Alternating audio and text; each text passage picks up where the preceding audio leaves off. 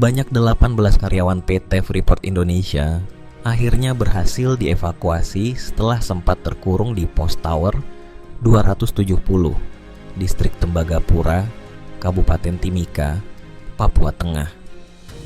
Mereka terjebak selama kurang lebih 3 hari akibat gangguan kelompok KKB dengan kondisi yang kian mencekam karena adanya ancaman dari unsur organisasi Papua Merdeka. Proses evakuasi tersebut berhasil dilaksanakan oleh Tentara Nasional Indonesia pada Sabtu lalu. Misi penyelamatan ini jelas bukan perkara mudah. Operasi berlangsung selama beberapa hari dengan menghadapi medan ekstrem khas pegunungan Papua, serta ancaman serangan dari kelompok bersenjata yang dapat muncul sewaktu-waktu. Namun berkat kesiapan, disiplin, dan kemampuan prajurit TNI, seluruh karyawan Freeport berhasil dievakuasi dengan selamat tanpa satupun korban jiwa, sebuah keberhasilan yang menjadi potret kecil dari rangkaian panjang operasi TNI di Papua dalam menghadapi KKB.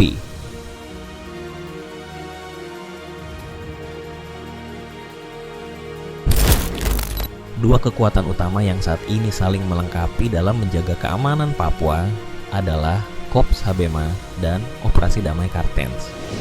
Korps Habema berfungsi sebagai Komando Operasi Militer Terpadu TNI, sementara Operasi Damai Kartens tampil sebagai wajah penegakan hukum Polri yang menekankan langkah preventif serta pendekatan humanis. Gambaran paling nyata dari peran Korps Habema terlihat melalui operasi senyap pasukan elit TNI di Pegunungan Unambunggu, Kabupaten Lanijaya, di bawah kendali Maijen TNI Laki Avianto, Jenderal Kopassus yang juga menjabat Pangdam 17 Garis Miring Mandala Trikora, sebuah unit kecil gabungan Kopassus, Kostrat, Marinir, dan Kopasgat bergerak tanpa menarik perhatian. Mereka menerobos hutan lebat, menyeberangi sungai, lalu menaklukkan medan pegunungan yang ekstrim, hingga berhasil merebut markas utama KKB Kodap 12 Garis Miring Lanijaya pimpinan Purom Okiman Wenda. Dalam operasi tersebut, satu anggota OPM bernama Mayu Walia yang disebut sebagai Komandan Operasi Kodap 12 berhasil dilumpuhkan. Seiring dengan itu, aparat turut mengamankan amunisi, alat komunikasi, serta dokumen strategis. Sementara di jalur lain, Operasi Damai Kartens yang dijalankan Polri dengan dukungan TNI diarahkan untuk menjaga stabilitas jangka panjang.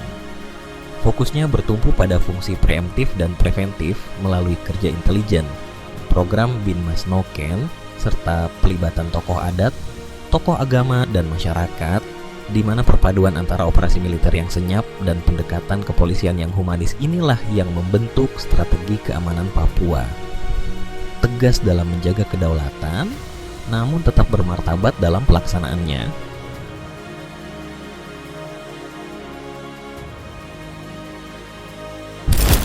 Namun, di balik keberhasilan operasi-operasi senyap tersebut, eskalasi kekerasan justru meningkat dan membuka babak baru dalam rangkaian aksi brutal KKB. Narasi kronologis berikut disusun untuk menggambarkan bagaimana operasi yang diduga dilakukan KKB garis miring OPM garis miring TPNPB bergerak, bermula dari teror terhadap warga sipil meluas ke wilayah kota, hingga berujung pada penyerangan terbuka terhadap aparat keamanan. Tragedi itu bermula di tengah perayaan Natal 2025, ketika suasana yang semestinya dipenuhi kedamaian justru berubah menjadi teror mencekam. Di Distrik Dekai, Kabupaten Yahukimo, Papua Pegunungan, kelompok kriminal bersenjata melancarkan rangkaian serangan terhadap warga sipil sejak Kamis malam 25 Desember hingga Jumat pagi 26 Desember 2025. Serangan beruntun tersebut merenggut nyawa satu warga, sementara satu orang lainnya mengalami luka berat.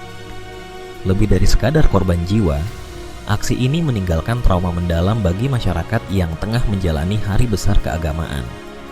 Pola serangan yang acak dan dilakukan berulang kali menunjukkan upaya menciptakan ketakutan luas, sekaligus menegaskan bahwa kelompok bersenjata masih aktif dan berani menyasar ruang sipil.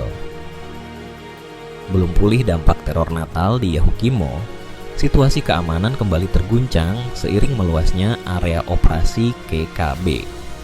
Kapolda Papua Tengah, Brigjen Polisi Alfred Papare menyampaikan bahwa aktivitas kelompok ini tak lagi terbatas di wilayah pegunungan, melainkan mulai merambah kota Nabire sebagai pusat pemerintahan dan denyut ekonomi Papua Tengah. Perkembangan tersebut menandai perubahan strategi yang signifikan dari basis hutan dan pegunungan menuju kawasan perkotaan yang memiliki nilai simbolik serta dampak psikologis yang jauh lebih besar. Sepanjang 2025, kepolisian mencatat berbagai aksi brutal yang secara sistematis bertujuan mengganggu stabilitas keamanan dan ketertiban masyarakat, menandakan ancaman yang terus meningkat. Ancaman itu pun tidak berhenti pada satu titik saja. Aparat keamanan mencatat potensi serangan KB sepanjang 2026 di sejumlah wilayah rawan, antara lain Puncak Jaya, Puncak, Deiyai, Dogiai, Mimika, Nabire, dan Intan Jaya. Bentuk ancaman yang diwaspadai meliputi pembakaran fasilitas pemerintah, penghadangan di jalur strategis, hingga penembakan terhadap personel TNI, Polri, serta warga sipil. Catatan ini menegaskan bahwa eskalasi kekerasan bukanlah peristiwa sporadis, melainkan bagian dari upaya kelompok bersenjata untuk mempertahankan eksistensinya di tengah tekanan operasi aparat. Eskalasi mencapai titik tertingginya ketika KKB Papua yang dipimpin Kopituah Heluka secara terbuka mengakui keterlibatan mereka dalam penyerangan terhadap aparat TNI di Kabupaten Yahukimo. Pengakuan ini menandai pergeseran pola yang tegas dari aksi teror terselubung menuju konfrontasi langsung, di mana penggunaan senjata api terhadap aparat menjadi sinyal upaya perlawanan terbuka meski berada di bawah tekanan operasi gabungan TNI Polisi Republik Indonesia. Jika ditarik ke belakang, rangkaian peristiwa ini membentuk satu garis peristiwa yang saling terhubung dan tidak terpisahkan. Teror terhadap warga sipil, perluasan operasi ke wilayah perkotaan, hingga penyerangan bersenjata terhadap aparat bukanlah kejadian yang berdiri sendiri.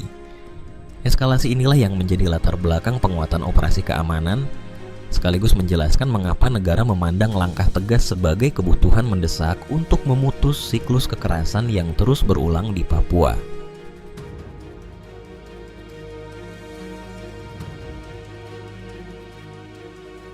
Serangkaian teror dan ekspansi KKB tersebut kemudian direspons negara melalui pengetatan operasi gabungan Operasi Damai Kartens dan Kops Habema yang dijalankan secara terukur serta berkelanjutan. Sepanjang 2025, kronologi penegakan hukum dan operasi militer di Papua memperlihatkan pola yang kian jelas dan terarah. Negara meningkatkan tekanan secara presisi terhadap simpul-simpul kekerasan, sembari perlahan mempersempit ruang gerak kelompok bersenjata. Salah satu momen krusial terjadi di Yahukimo ketika Satgas Operasi Damai Kartens melumpuhkan Lipet Sobolim yang juga dikenal dengan nama Cokor atau Junior Bocor Sobolim pada Kamis 6 November 2025. Sobolim merupakan komandan Batalion Semut Merah, figur lapangan yang dikenal aktif mengordinasikan berbagai aksi kekerasan. Penindakan dilakukan setelah ia menganiaya dua warga sipil, sebuah peristiwa yang menandai eskalasi langsung terhadap masyarakat. Dalam kerangka penegakan hukum, langkah tegas ini memutus salah satu mata rantai komando KKB di Yahukimo, sekaligus mengirimkan pesan tegas bahwa kekerasan terhadap warga tidak akan ditoleransi. Sepanjang tahun yang sama, Operasi Damai Kartens 2025 mencatat sejumlah capaian penting. Aparat gabungan Polri dengan dukungan TNI melaksanakan penindakan terhadap jaringan KKB secara berkelanjutan sejak Januari hingga Desember. Dari rangkaian operasi tersebut, 15 anggota KKB tewas, puluhan lainnya berhasil ditangkap, dan 45 orang yang diduga terhubung dengan jaringan KKB diamankan untuk menjalani proses hukum. Penindakan ini tidak hanya menyasar personel, tetapi juga memukul jalur logistik kelompok bersenjata. Aparat menyita 29 pucuk senjata api dari berbagai jenis, 4.194 butir amunisi, serta 2 bahan peledak. Selain itu, 14 lokasi yang diduga menjadi markas KKB berhasil dikuasai, sebuah langkah yang secara langsung menggerus daya tahan dan mobilitas mereka. Di ranah militer, Kops Habema memegang peran sentral dalam operasi-operasi senyap berisiko tinggi. Komando Gabungan Lintas Matra ini, yang terdiri dari prajurit elit Kopassus, Kostrad, Marinir, dan Kopasgat, dibentuk untuk menyatukan pola operasi TNI dan Polri di Papua. Dipimpin Majen TNI Laki Avianto, perwira Kopassus dengan pengalaman operasi yang panjang, Kops Habema menjalankan langkah-langkah terukur sejak dini hari di berbagai wilayah rawan. Salah satu operasi terbesar berlangsung di distrik Sugapa, Kabupaten Intan Jaya, ketika aparat mensterilkan Kampung Sugapa Lama dan Kampung Bambu Kuning dari aktivitas kelompok bersenjata yang dipimpin tokoh-tokoh separatis. Operasi ini menjadi salah satu capaian paling signifikan, dengan puluhan anggota OPM garis miring KKB dilumpuhkan dan wilayah kembali berada dalam kendali aparat. Tekanan berlapis yang diterapkan sepanjang 2025 melalui penegakan hukum oleh Polri dan operasi teritorial oleh TNI menciptakan efek kumulatif yang nyata. Selain penindakan di Intan Jaya dan Yaukimo, Kops Habema juga mencatat keberhasilan di wilayah lain seperti Puncak Jaya, termasuk operasi di distrik Mewoluk dengan pola yang relatif konsisten. Infiltrasi senyap, penguasaan titik-titik strategis, serta pemutusan jalur logistik selaras dengan mandat humanis dan akuntabel di mana kehadiran TNI tidak semata bersifat militeristik, tetapi juga untuk menjamin rasa aman serta hak-hak dasar masyarakat. Capaian operasi tersebut kemudian memperoleh pengakuan resmi. Pada awal 2026 di Timika, Panglima TNI Jenderal Agus Subianto bersama Menteri Pertahanan Syafri Jamsodin menganugerahkan kenaikan pangkat luar biasa KPLB kepada prajurit-prajurit berprestasi yang bertugas di wilayah operasi Papua, di mana dari seluruh penerima penghargaan, 115 prajurit TNI yang terlibat langsung dalam operasi di Papua memperoleh KPLB sebagai bentuk apresiasi atas profesionalisme, loyalitas, dan keberhasilan menjalankan misi. Menjelang penutupan tahun, rekap operasi 2025 kembali menegaskan capaian strategis yang signifikan.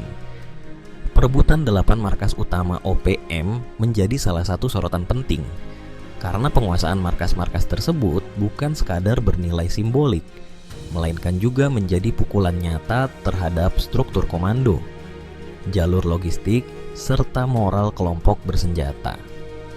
Melalui perpaduan operasi damai Kartens yang menitik beratkan langkah preemptif preventif dan Kops Habema yang bergerak presisi serta terukur, negara mulai menata ulang peta keamanan Papua.